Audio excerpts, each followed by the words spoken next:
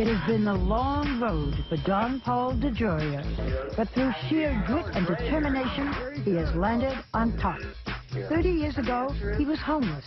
Now, DeGioia has amassed a $4.2 billion fortune. And not only has this visionary built 2 iconic companies, he is also renowned for his giving back. And if John Paul DeGioia looks vaguely familiar, you might have seen him in one of those ads for his shampoo, with his glamorous wife Eloise, a former Playboy model. What do you think is the best part of being a billionaire? I can make some major changes that affect the entire world for the economy and for ecology, as well as for humanity. For DeGioia, his billionaire life is worlds away from the home in East Los Angeles where he grew up. The very, very last one, it was all grass in front. His father left when John Paul was 2, and he and his brother lived in a foster home during the week while their mother worked, seeing her only on weekends. What does this do to a child, and how does it affect the man I'm talking to today? My mom was so loving to us that we didn't think there was anything wrong with it. But as a teenager, DeGioia roamed the streets with LA gangs. I mean, you were not exactly a good kid. We thought we were really bad little kids, but we weren't. We had push-button knives, but we never stabbed anybody or never killed anybody. Thanks a lot. After school, DeGioia joined the Navy. Then back home, he drifted from job to job. I sold encyclopedias door-to-door for Colliers. I sold life insurance. I sold medical equipment. I sold dictating equipment. I sold photocopy equipment. You have said that rejection, and you certainly were rejected, is part of being successful. You knock on a door 50 times, they slam it in your face. Yeah. Be as enthusiastic on door number 51 as you were the very first door. Successful people, Barbara, do all the things unsuccessful people don't want to do, like stay enthusiastic when you keep on getting rejected. At the age of 20, DeGioia got married and had a son, but his life quickly unraveled. My wife decided that she didn't want to be a mom. She took off with the car, the money, left my 2.5-year-old son there. Where did you live? I got a hold of a friend of mine who I knew had an old car that didn't run, and that was our home for a couple of months. You lived in the back of a car with your son? I stayed in the front seat, he stayed in the back seat. In the 1970s, DeGioia landed a series of jobs in the hair care industry and quickly rose to management, but he never quite fit into their corporate culture. At one point, you were fired from 3 different jobs in the hair industry.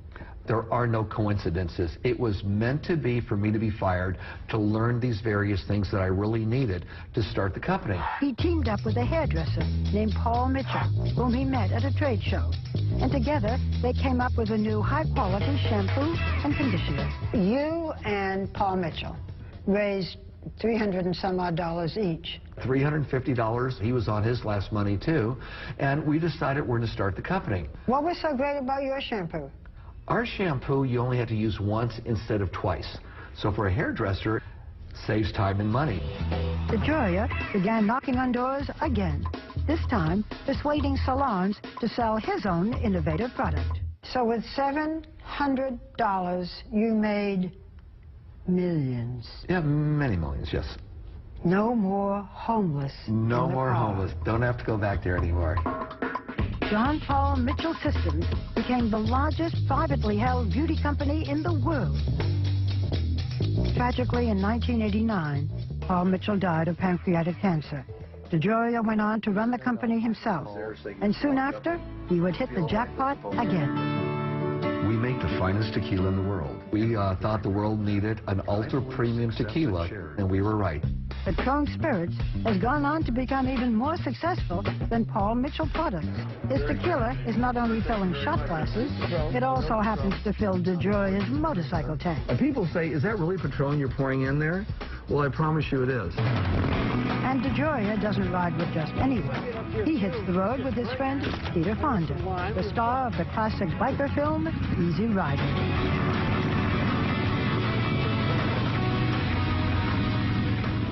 John Paul, you are a fascinating, attractive man, but nowhere near as divine as your wife. How many years now? 20 years we've been together. Can we bring in Eloise? Please. Okay. Eloise? How nice to see you. Hi, honey. Thank you, Barbara. How did he propose? He sent 1,300 red roses to my little apartment. 1,300 roses? There's 2 truckloads. I thought, wow, should I just open a flower shop? John Paul and Eloise spend most of their time at their home in Austin, Texas. They live here with their 14-year-old son, John Anthony, and they employ a full-time 5-star chef. And John Paul DeGioia gave us a tour of his luxurious villa in Malibu with his sweeping staircase, 2,000-year-old floor tiles that once adorned a Roman palace, and ornate murals of DeGioia and his family looking down from above. And then there is the handcrafted train car, which DeGioia is especially proud of. It was built in 1926. Incredible dining room. We think it is the finest car ever in the world. Do you attach it to a regular train? Yes, we attach to Amtrak or anyone that'll pull us, and when you ride the rails, you feel the rails, you feel the earth. I mean, you're feeling you're riding one. What's the best part of being a billionaire? Oh, gosh.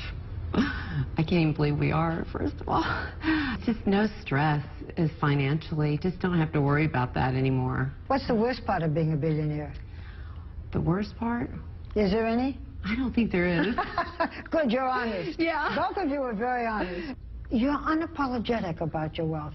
I like to live well, and I feel good about it because I know how much we give back. There's plenty for my family. Now let's take care of the rest. And if there is anything that defines John Paul DeGioia, it is his philanthropy. My philosophy in life is that success unshared is failure. DeGioia often stops by the Los Angeles Boys and Girls Club he went to as a child and is now paying for a full renovation. Wow, this is what it's going to look like. He also has his hand in the Chrysalis Center, helping the homeless find jobs.